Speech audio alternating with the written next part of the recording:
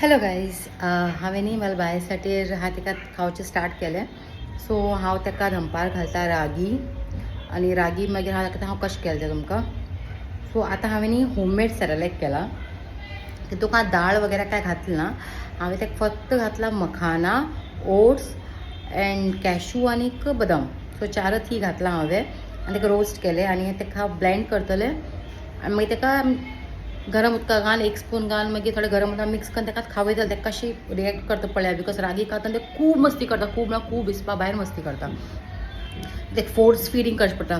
So म्हाका एक सांगा की तुमगेले भुरगीं बी जेन्ना फर्स्ट टायम खाता ते बी फोर्स फिडींग करचें पडटालें. बिकॉज हांव जेन्ना तें खावयता तें खूब म्हाका फोर्स फिडींग करचें पडटा. अशें करून धन तोंडाक घालचें पडटा. ताका हांवें कितें केलें हें पळया. पयलीं हांवें न्ही बदाम आनी कॅशू रोस्ट केल्ले, मागीर मखाना रोस्ट केले आनी मागीर केले ओट्स आनी हें सगळें मिक्स केलें.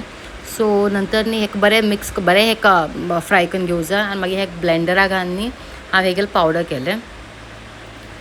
हें पळया.